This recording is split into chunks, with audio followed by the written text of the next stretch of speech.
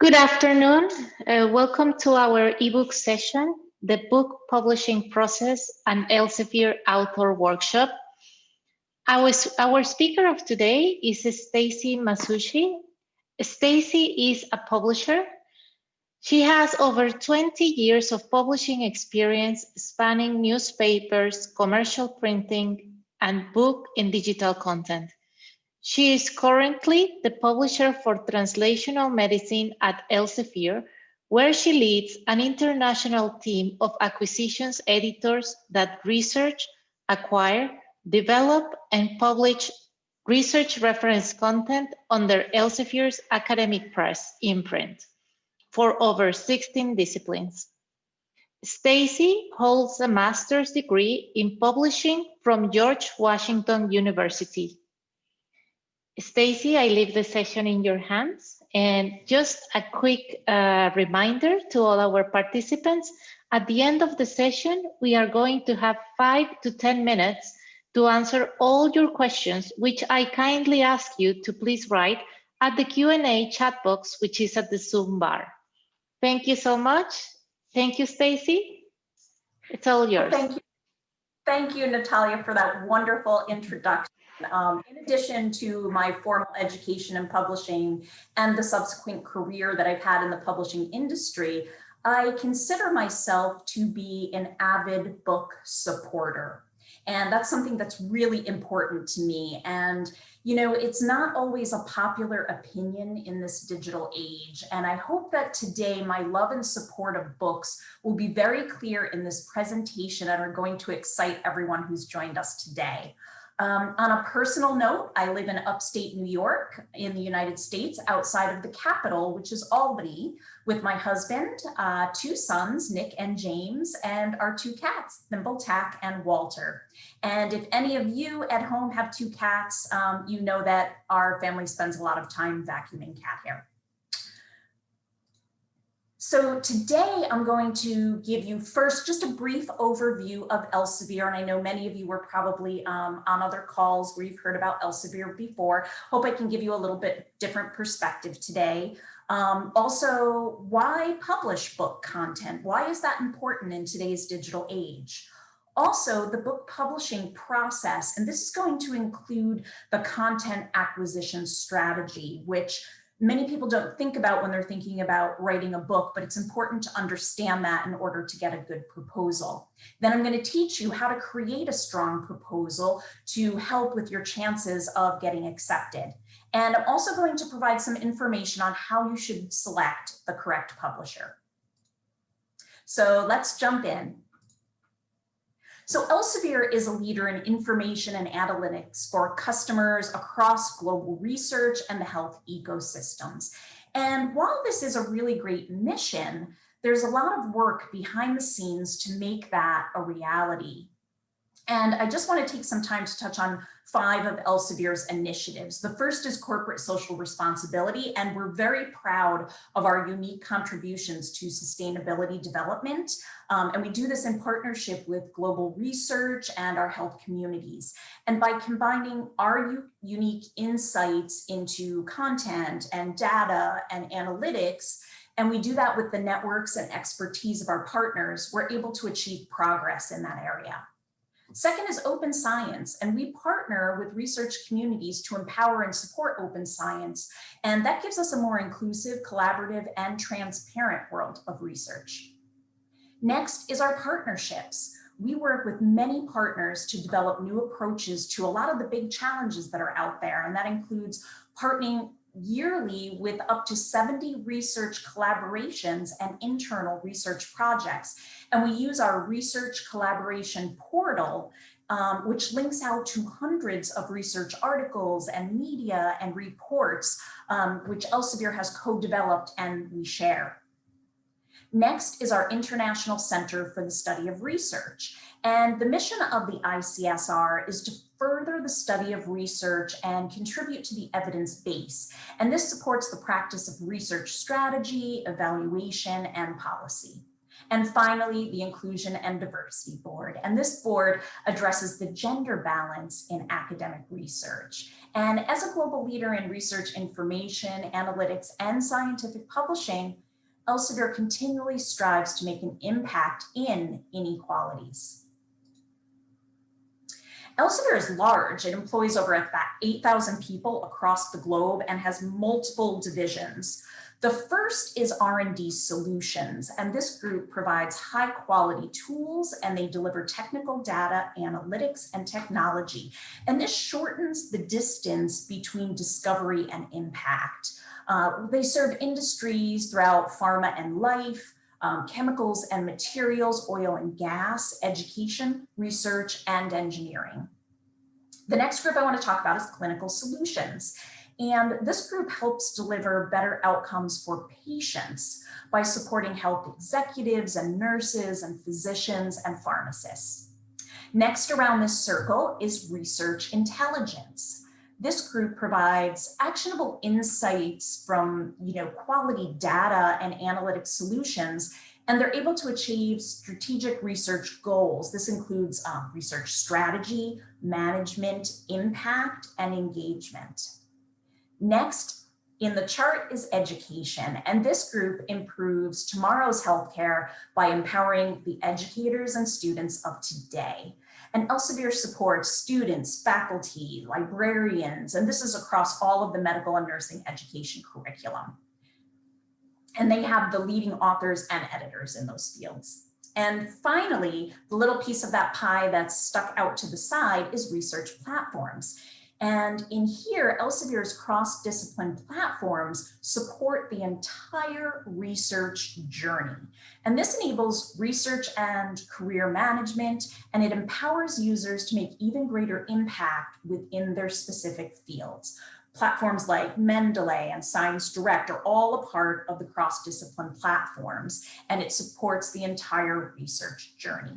We're going to concentrate on the research platforms group for the remainder of this presentation, and specifically within that, the research reference books group, and that's the area that I work in.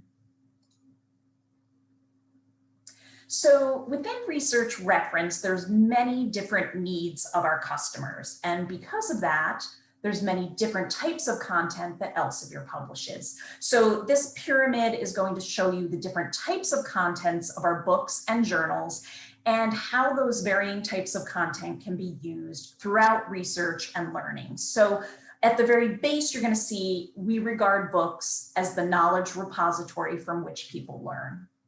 So when we start at the bottom, you'll see major reference works are positioned there.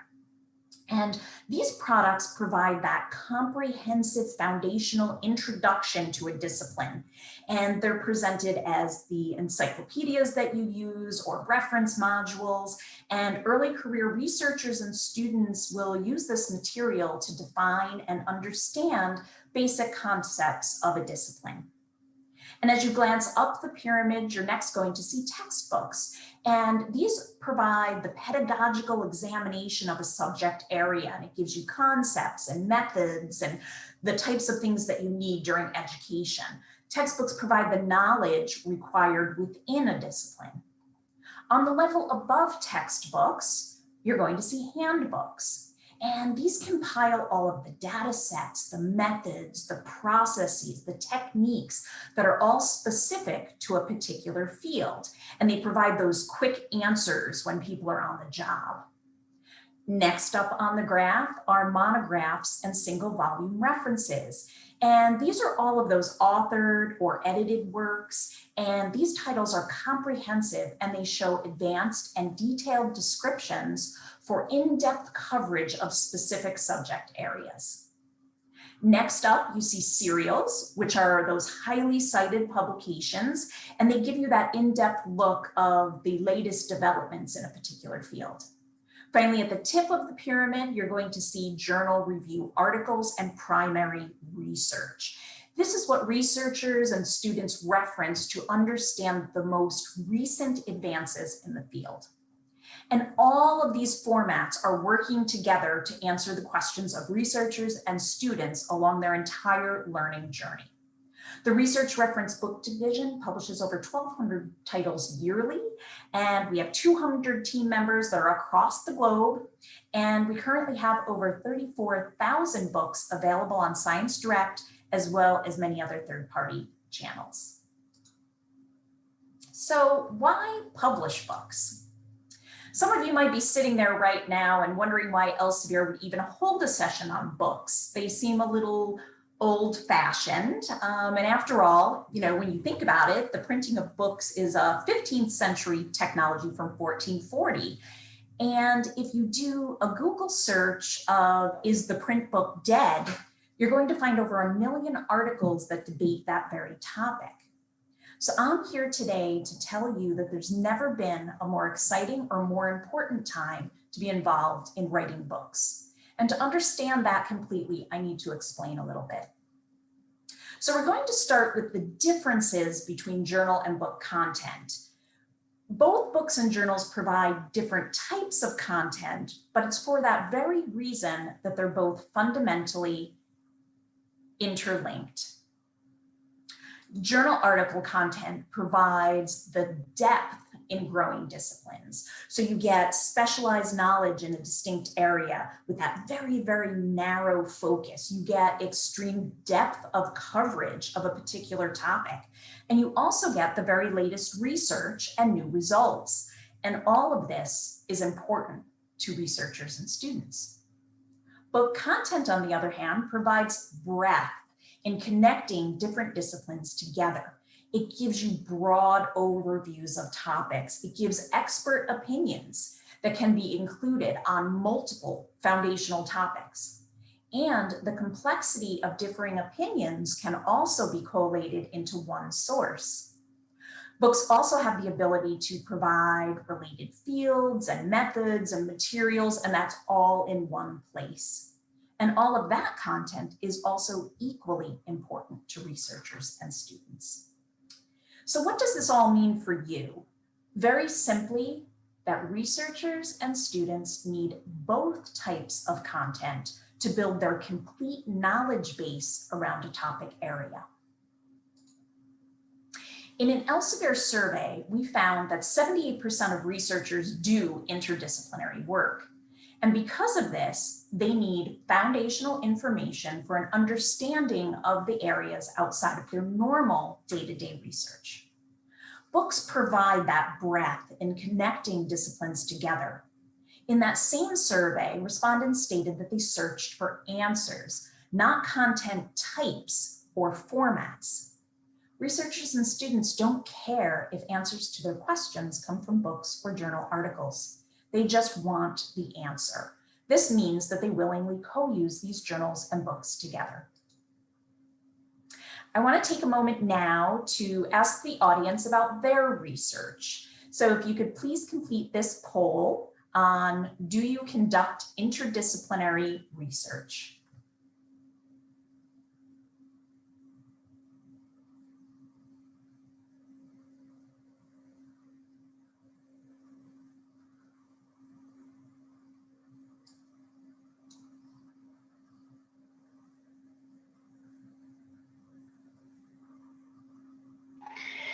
Is it possible for you to see the results of the poll, Stacy? If not, I could share them with you. Yeah, I can see them. Excellent, excellent. Let me know, yes. But we've got about half of the people on the call so far who have entered, so I'm just going to give it 1 minute more. Yeah, absolutely.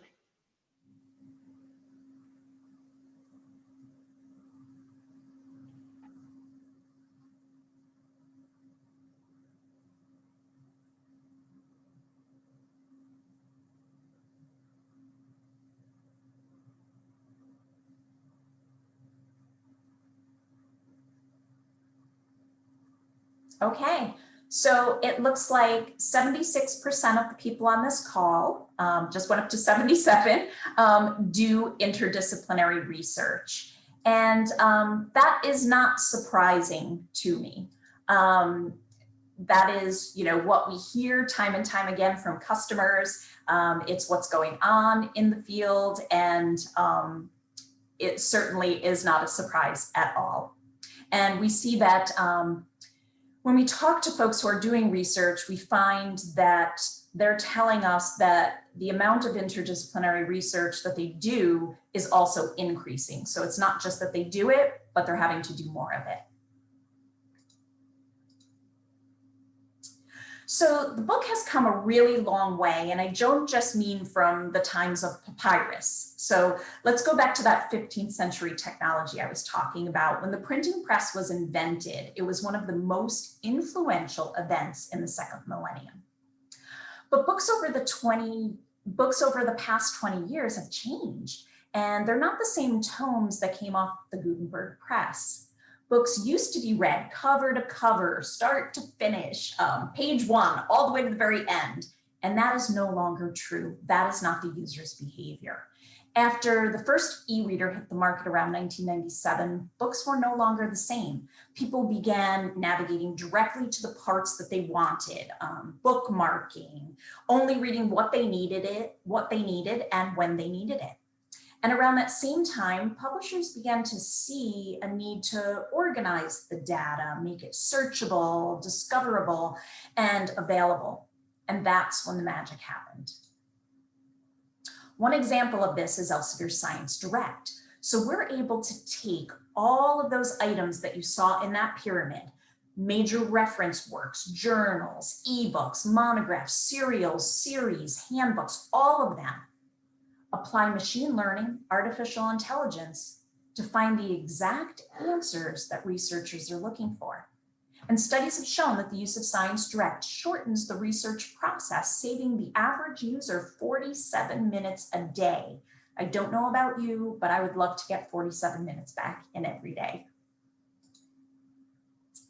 So books on Science Direct have the highest relative citation impact among all the major book publishers at Scopus at 2.1.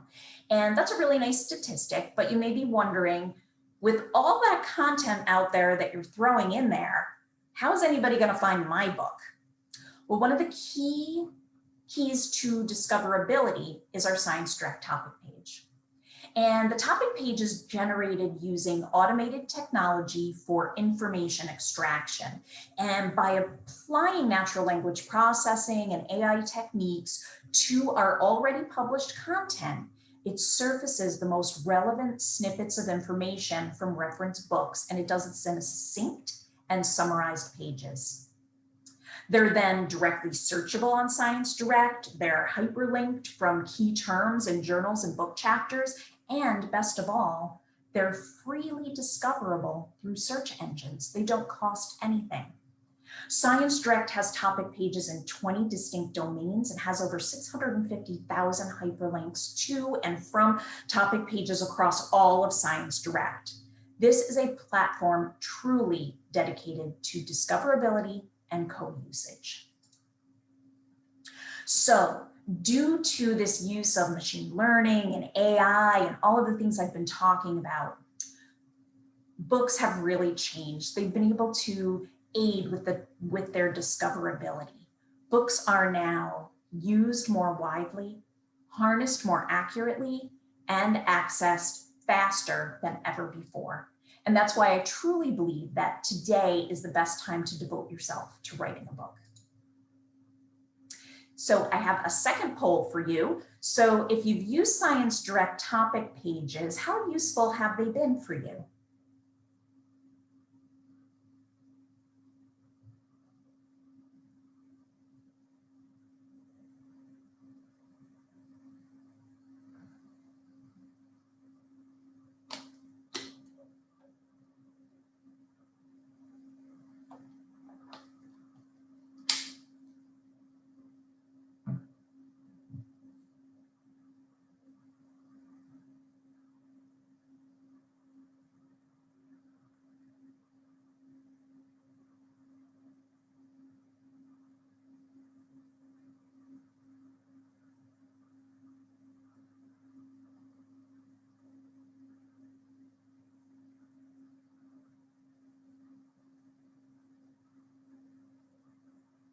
Okay, well, we're at a little over half of the respondents. So I see about 58% of you find it very useful, 39% somewhat useful, and 3% have never heard of them. So I'm glad you're here today and you're getting to learn a little bit about topic pages.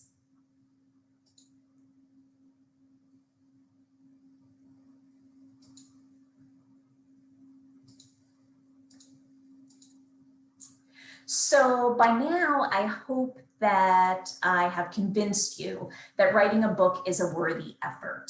Now it's time to move into the content acquisition strategy. And as I mentioned earlier during my introduction, it's important to understand this strategy to best position your potential ideas for publication. At Elsevier, we begin to establish our strategy by looking into current trends and research funding, and this helps us identify what content to create for our portfolios. But first, we have to start at a very high level. We view book publishing like investing. We allocate our resources for maximum impact.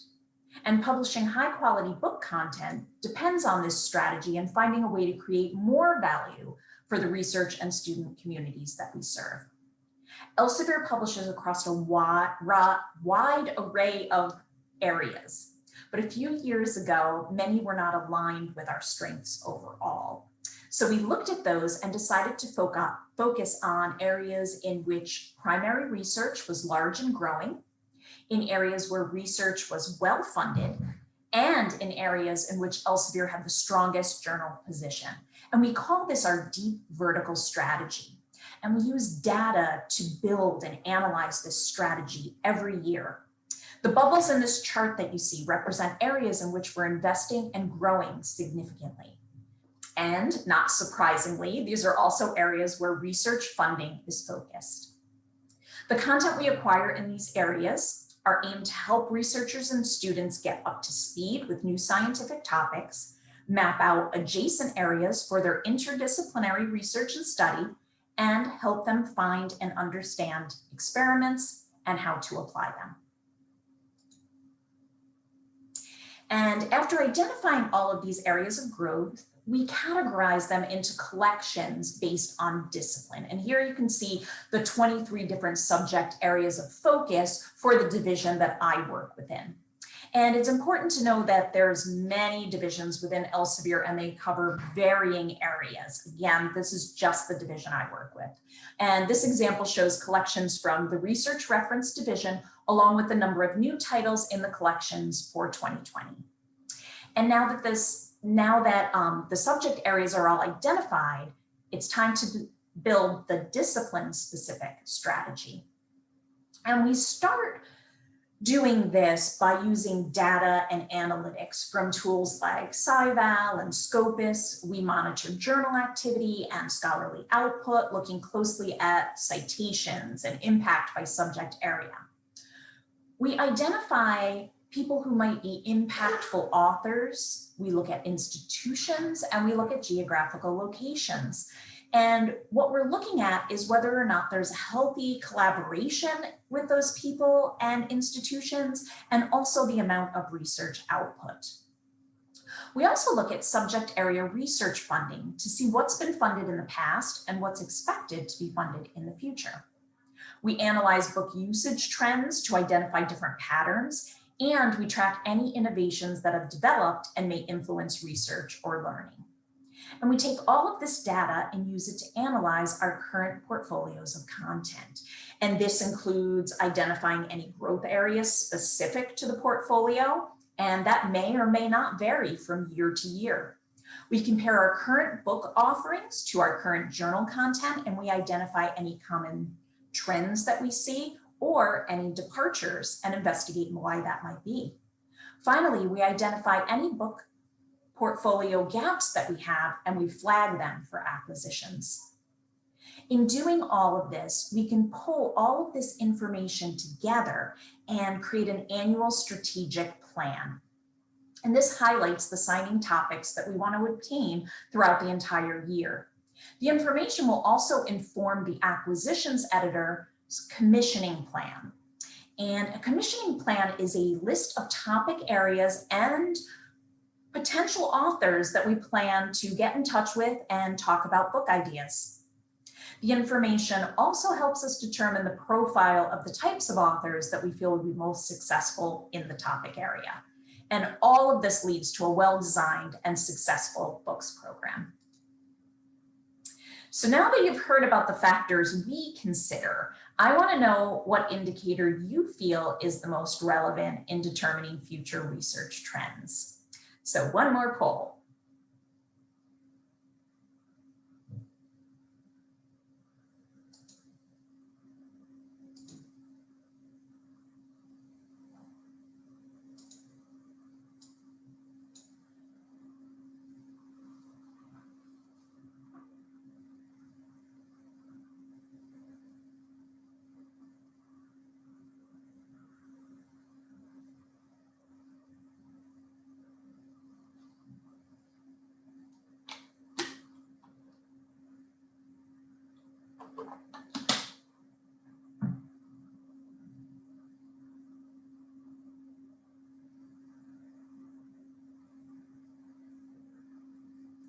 Okay, so it looks like we're leading with new technology in the field at 68%,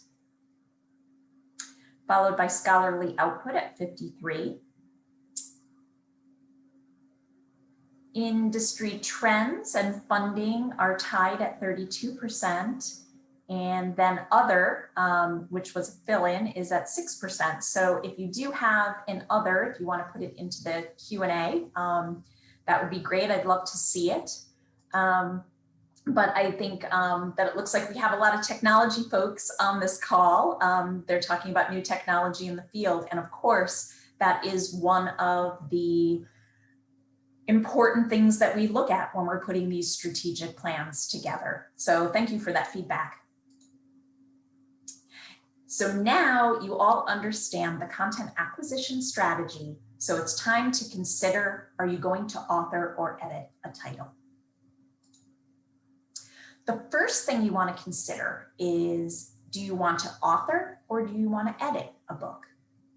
Authoring means you're going to write every word from cover to cover, page 1 to the end. Editing means that you're going to manage a manuscript which will have individual chapter contributors. There's some distinct differences between these two workflows, but I'm going to start by highlighting their similarities.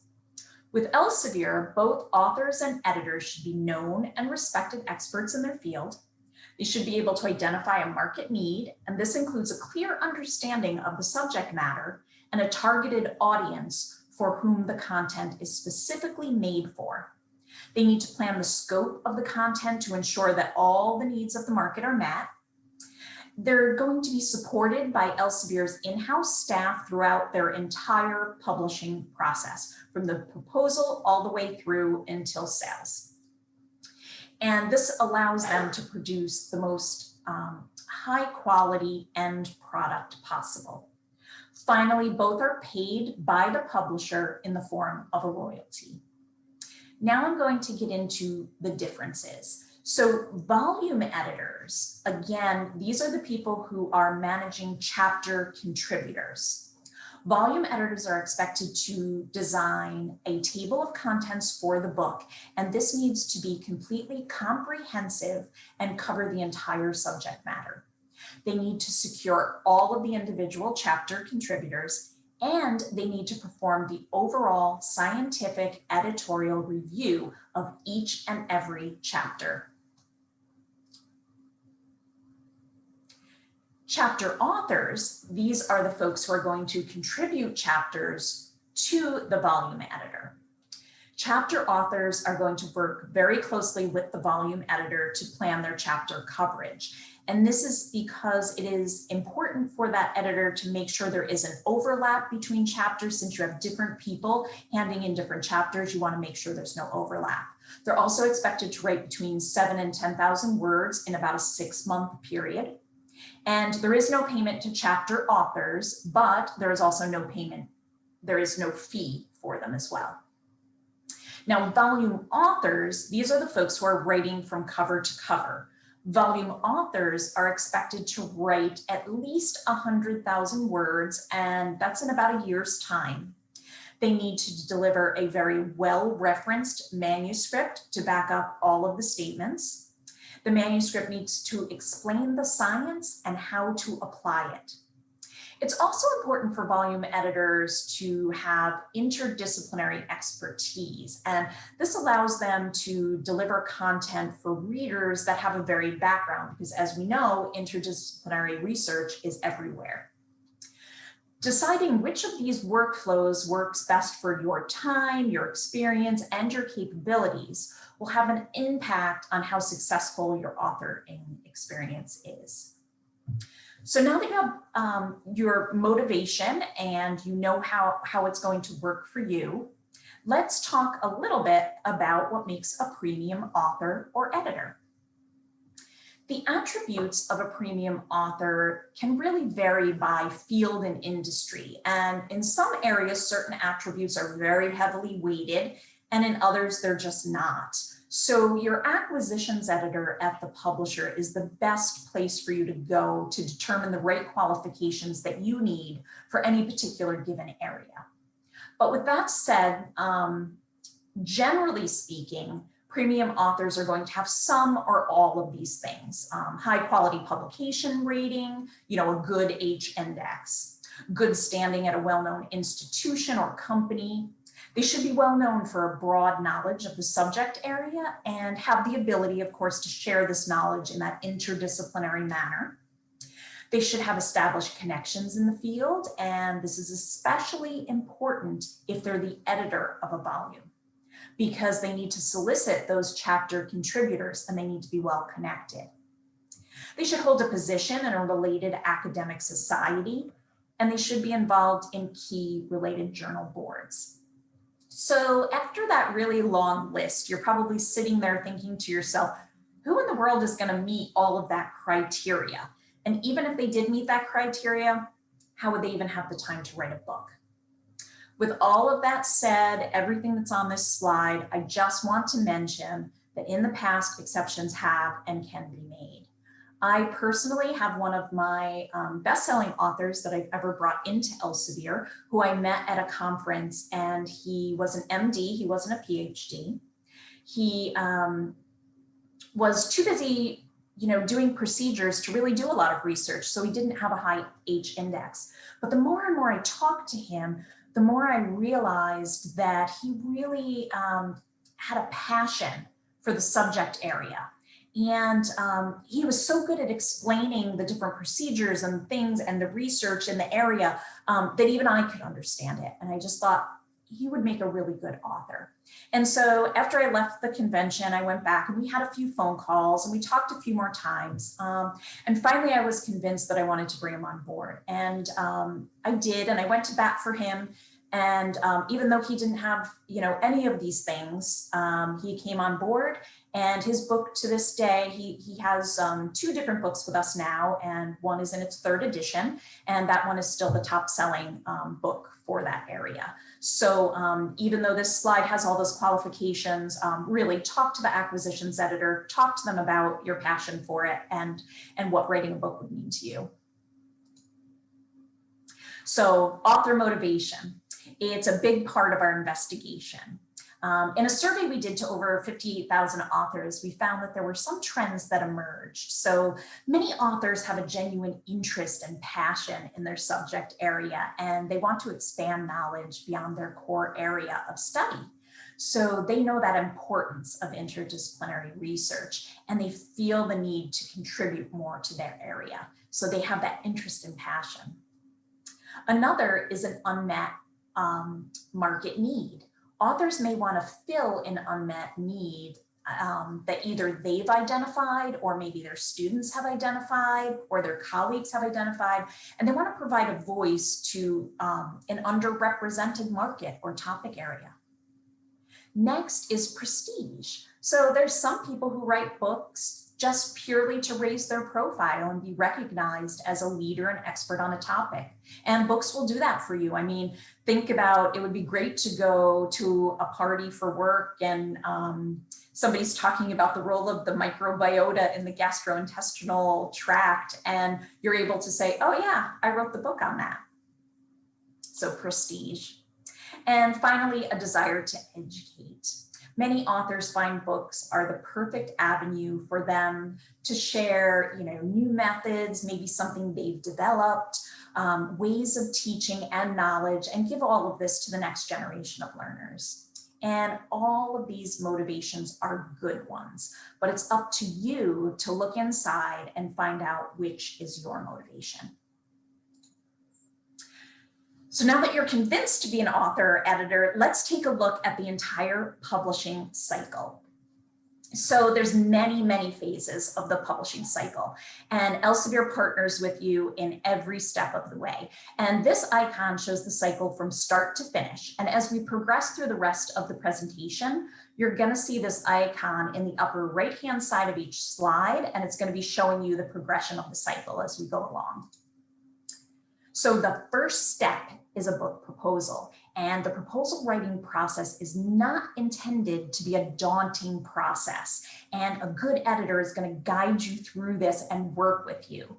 A standard book proposal is going to cover about 6 key topics. The first is your title and topic. And you want your topic to be broad enough to attract a large audience, but not so popular that you find the market is really inundated with publications in that area. So it's really a fine line.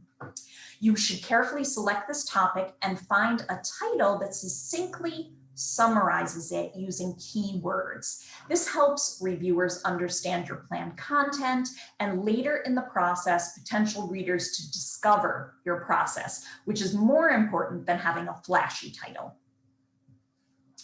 The subject and market need. Take time to discuss the need your book will fill in the market and address any knowledge or information gaps that your target audience may have, and explain how your publication is going to help solve those problems.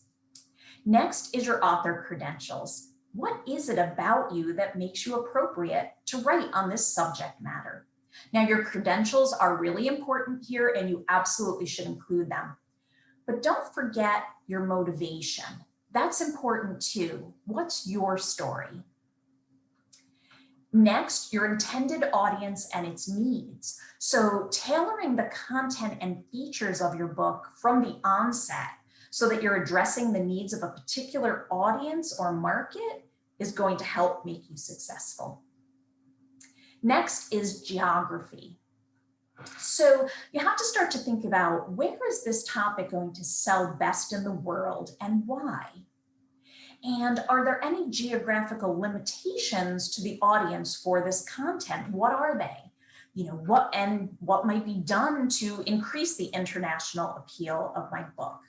The more international it is, the more successful it will be. Next is competition. Are you aware of recent publications or manuscripts that are either published or in preparation that could compete with your proposed title? You should include the strengths and weaknesses of these titles, as well as how your title will be different, and better yet, how it will be better.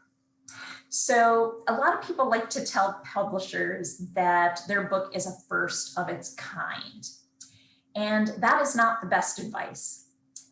If you tell them that it's like nothing else out there, what you're actually telling them is that there's no established market for your book. And that is the last thing they want to hear, because it is very timely and it costs a lot of money to create a brand new market from scratch. If, however, you can describe your book as structured like book A or containing a differing opinion from book B, they know straight away who else they might sell your title to. Finally, manuscript specifications and timelines. How many pages do you anticipate? How many figures are you going to include? How many do you expect per chapter? Will you need color in your book? Will that help people to understand the images? How long is it going to take you to write? All of these things should be included in this section.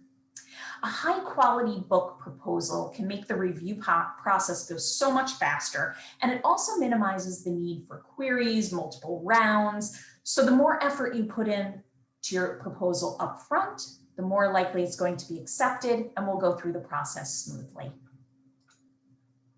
So at this point, you have a great proposal. It's all written and you're ready to go. So how do you find the right publisher for you? First, we recommend reading a lot of books or researching new titles to outline and find publishers with books on topics similar to your idea. Again, this is sort of building your competition. In addition, you can discuss with your colleagues, find out where they publish, what publishers they like to work with, and who do they consider to be high profile. Scan reference lists of books that you read and you think are well done to find out where researchers in your area tend to publish. Also, ask publishers about their global distribution strategy. Where are their offices located? What is their distribution strategy in third world countries? What percentage of their books are translated? All of these things are important. Finally, with academic publishers producing ebook versions of books, consider the publisher's electronic strategy. Online presence allows your content to be more discoverable and reach an even larger audience, and you don't want to be without it. So when done with your proposal, make sure to make a strategic choice about where to send it. So once you find the right publisher, it's time to submit that proposal. And the book proposal is going to go through several phases during this time.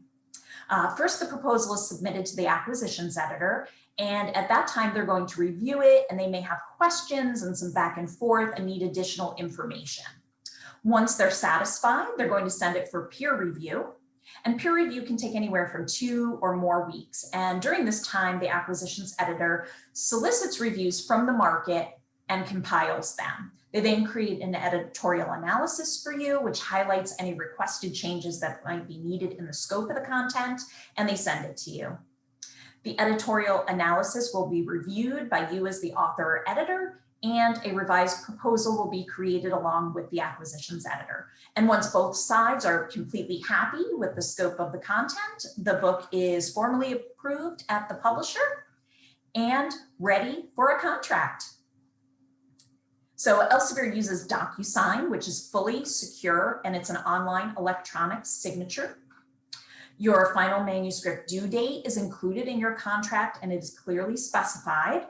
And it's very critical to maintain that date because sales and marketing efforts are tied to it. Copyright is also held by Elsevier, and guidelines for author reuse are outlined specifically in your contract, so you know exactly what those are. Elsevier offers very reasonable terms for reuse with permission, and copyright with Elsevier is very important. And this is for 2 very big reasons. The first is the global dissemination of your content. And the second is it allows Elsevier the ability to fight piracy on your book. And finally, author and editor royalties and complimentary copies will be outlined in your contract. The next phase is manuscript development. And during this phase, you're going to have an editorial project manager assigned to the project. And they are an expert in all parts of manuscript development. And they guide you through this next process. They're going to provide you with detailed author guidelines, and your manuscript is going to be delivered in our ELSA authoring platform. And some of the elements that you may be asked to include could be a final list of contributors. And of course, that's if you have an edited work, not an authored work, sample chapters prior to the final manuscript to check formatting and style to make sure you're production ready, all of your text, equations, tables, references, keywords, abstracts, art, all of the things that you would expect to work on and hand over during development. Your permissions for third-party content. And at this time, you're also going to get to review your cover image and back cover copy and marketing copy, all of the things that's going to tell the story of your book to the customer. So once your writing is all done, it's time for production. At this time, a production manager joins our team, and production managers are, of course, the experts in the production process, which includes your copy editing, your proofreading, your indexing, and your manufacturing. During the copy edit phase, you're going to review all edits and accept and reject them. You have autonomy over that. And copy editors are going to edit for grammar and spelling, but they are not responsible for scientific content. That is your job as the author or editor. Elsevier provides proofreading on all chapters to ensure that changes you request are implemented, saving time. And we provide indexes for all titles, and these can be subject or alphabetical, and this is according to the content needs. And the author and editor does review the index before it is finalized. And finally, you go into the manufacturing stage, and this is where your paper is chosen, the printer is chosen, and a manufacturing coordinator will ensure that the deadline that we set at the beginning of the project is met so that we can meet all of the orders. And upon publication, your title is part of the Science and Technology Division, and we serve more than 10 million researchers, and this is across 4,500 institutions within 180 countries. So your products get the widest reach possible. Your title is available as a traditional print book, and these are sold in the Elsevier store and third-party platforms, things like Amazon, and also within brick and mortar stores. All printed titles are produced using print on demand or POD services, and this provides individual copies that are printed to order. And this is really great news for authors and editors because titles no longer go out of print. And this means you continue to earn royalty on your title for as long as it sells, regardless of how many copies that is. Never goes out of print. Your title is also going to be available as an ebook. And once again, you know, the usual places like the Elsevier store, online third-party platforms. And finally, through our 130 abstracting and indexing service partners, your book content is indexed and available on the discipline-specific databases. Notable names like Science Direct, Thomson Reuters, ISI, Scopus. And our ebook library is also available and discoverable on more than 60 third-party retail, library, and specialty platforms, Amazon, Google Play, Apple's iBookstore, all of those usual places. So it's time for our last poll. We'll do this really quickly. Do you prefer books in print or online?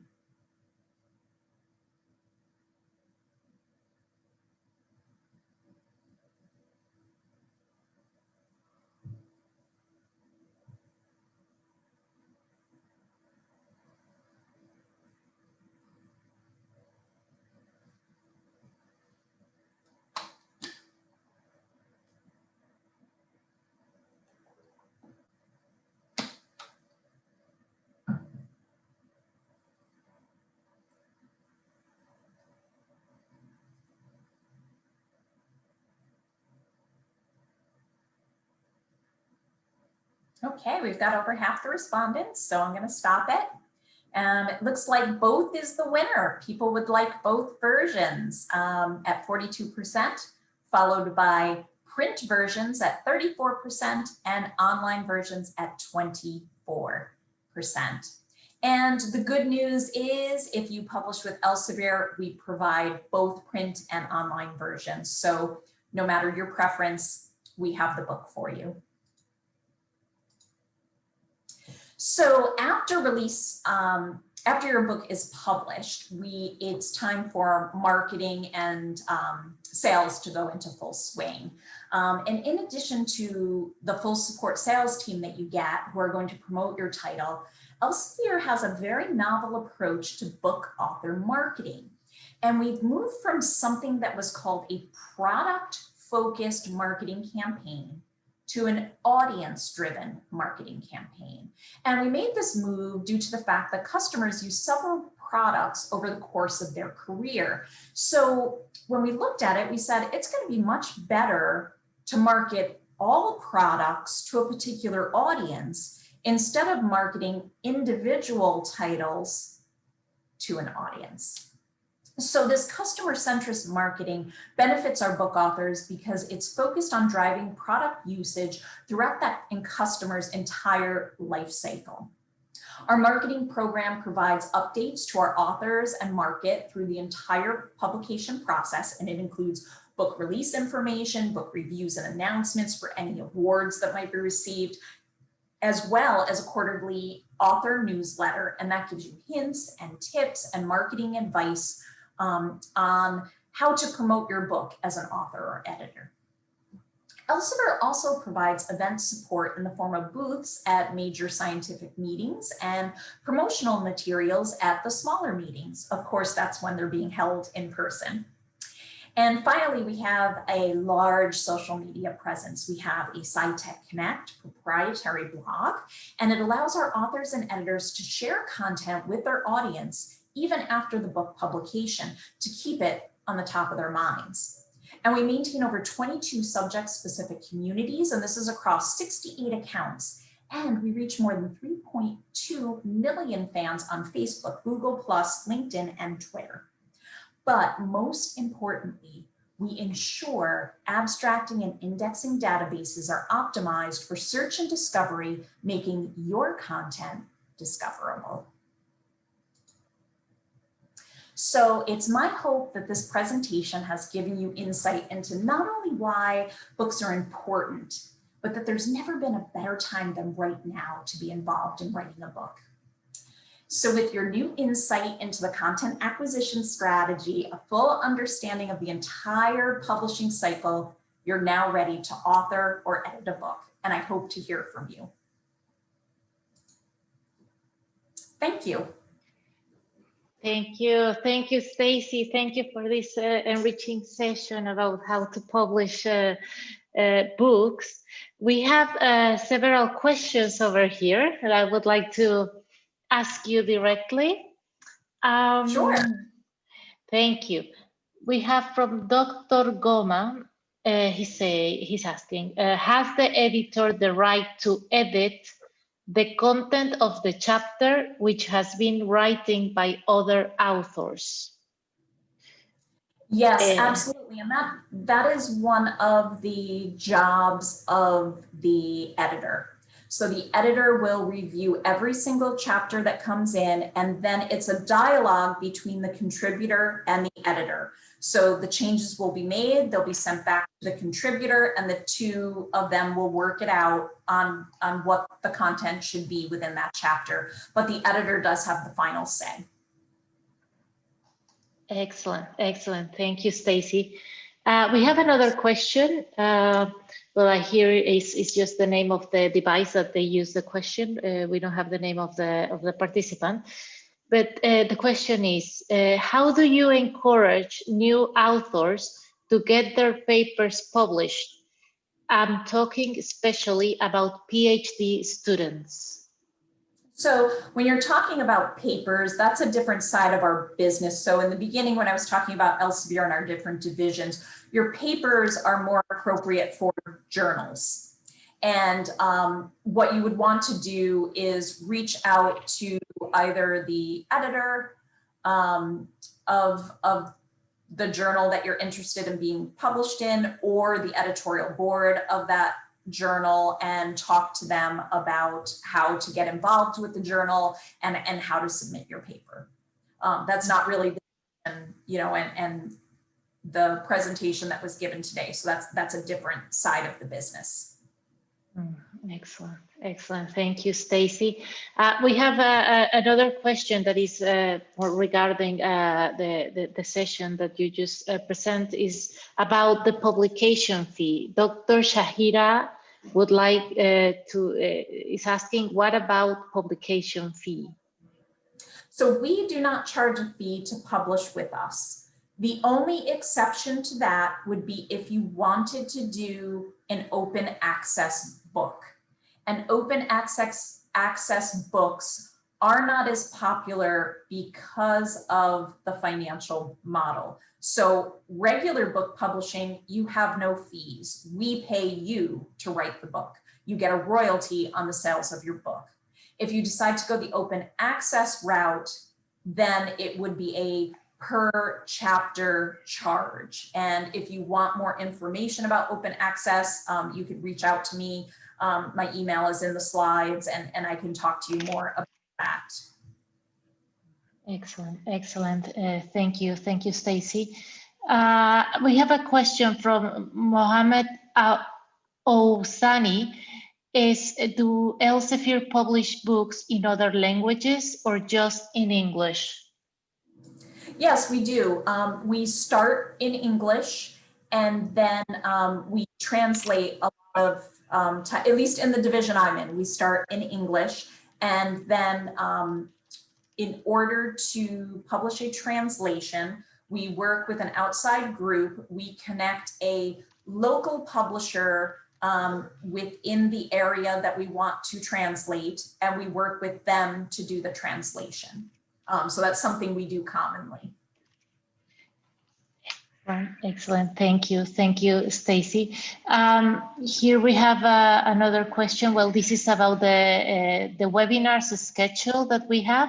I think, Khalid, is it possible for you to answer this question?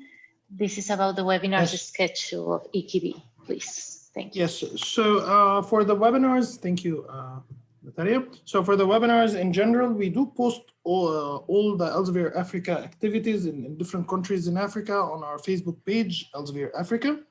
So I'm going to write down the link for the Facebook page there on chat. And also another way to follow up with webinars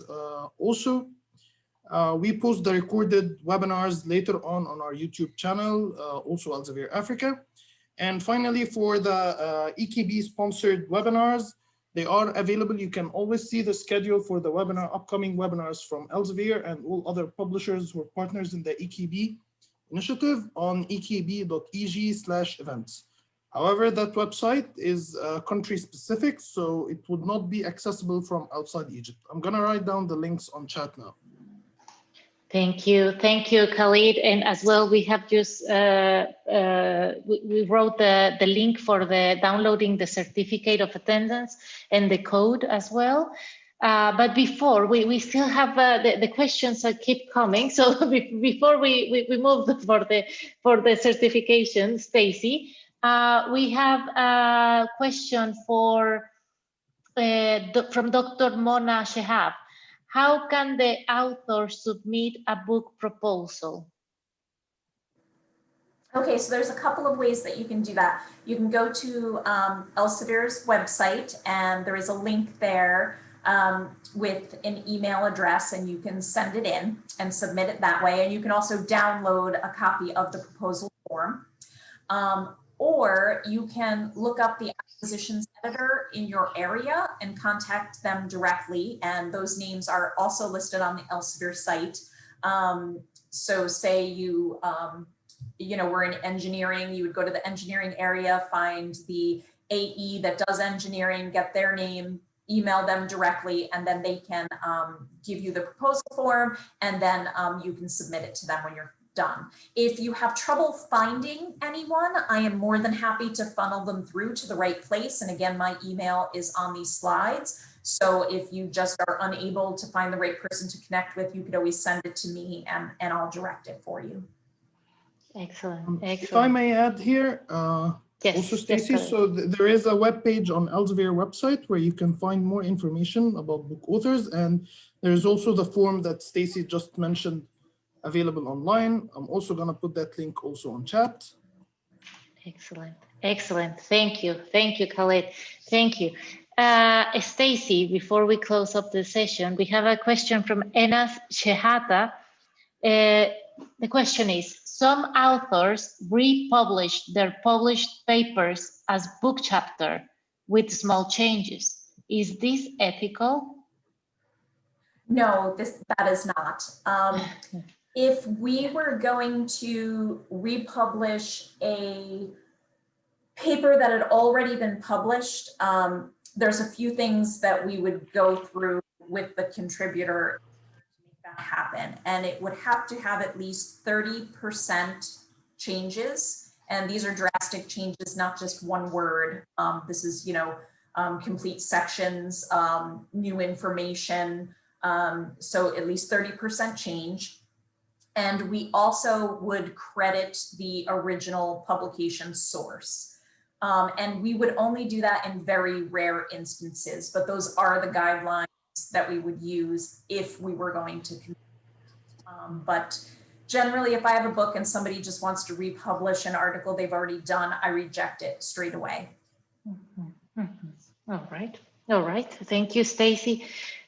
From Dr. Intisar, what advice do you give on changing a thesis into a book? So when you think about your thesis and you think about the main goal of it, the purpose of it, you want to take that and move that idea into that proposal form. And that's going to help you figure out what the book would look like. So I think that's your first step, is to take that main goal or purpose of your thesis and take that idea and work it out in the proposal form. And that, you know, the proposal form is also a really great way for an author to kind of get to know their idea, because sometimes you have this idea in your head and you think it's going to be great, and when you actually put it down on paper and get it in an outline, you can kind of find the holes, and then you can start to fill those, and then it really takes a new shape or a new form, and could even head in a different direction. So my advice would be to take that thesis idea, put it into that book proposal form, and then see what you've got. And you could always reach out to an acquisitions editor at that point, even before it's complete, and say, hey, this is my idea. What do you think? What do you know, the acquisitions editors spend a lot of time. I talked about all that data and analytics that we pull from the market. We have a lot of information about the market. So if you come to us with that idea, we can tell you where the holes are, where the gaps are, and what's needed in the market. Excellent, excellent. Thank you, Stacy. And I could see a question that just came by twice, so I think we must answer, from Dr. Goma. Is it compulsory for the editor that has has written a chapter as author in the, so is it compulsory for the editor that has written a chapter already as an author in the book who edits? So I think what's being asked is, if you're the editor of the book, do you have to contribute one of the chapters? Yeah, or can all people who contribute? Exactly. There is no hard and fast rule for that. I'm sure we certainly could have an editor just have people contribute and they only edit, but I've never seen that in over 20 years of publishing. Usually the editor of a book is an expert in a field, right? We talked about all those qualifications they need to have, and they want their voice to be heard in the book as well. So they usually do write some of the chapters, but there's no hard and fast rule on that. Excellent. Excellent, excellent. Thank you so much, Stacy. Thank you so much. Well, we are 2 minutes past the time. I see only one anonymous question, and I think that will be the last one we answer. And of course, like, if you have any other questions, please touch base with Stacy directly, or with us, with the eBooks team. We will be very happy to support you to answering all the questions that you have. In our anonymous question is, are there any master scholarships in horticulture? Okay, no, I think this is maybe not related to our outdoor workshop, but yeah, I don't know if there's some kind of support for authors from Elsevier for publishing books. Yeah, I know that we do have a division that not necessarily writing books, but we do have a division that works with scholarships. We have a foundation that does that kind of stuff. So I would recommend doing an online search of the Elsevier Foundation and seeing if that meets any of your needs. Excellent, excellent, excellent, Stacy. All right, well, we are heading a bit more, taking a bit more minutes than the usual. I don't know if maybe any other question arise, if we could make a direct contact with Stacy or with any of us from the eBooks team. Stacy, would it be possible, please, to show the slide for the certificate so our participants could be able to, I just posted the link on the chat. So if you would like to download your certificate of participation, we have it in Elsevier Research Academy, also a great place for you to go step by step on publishing journals, and there's also sessions about books. So it will be great for you to also explore this website. Just by writing down the code on the area that we are showing over there, you will just need to answer a very quick survey of 6 questions in order to give us feedback about this webinar and to make it always better for you. And I really appreciate your time, Stacy. Thank you for the eBooks team that is here at the session as well. Thank you for all your support. And thank you for this enriching session, Stacy. Thank you to all the participants. We hope you enjoy this session. To hear from you soon. Thank you. Thank you, Stacy. Thank you, everybody. Keep safe, and we hope to see you very soon in our following sessions. Goodbye.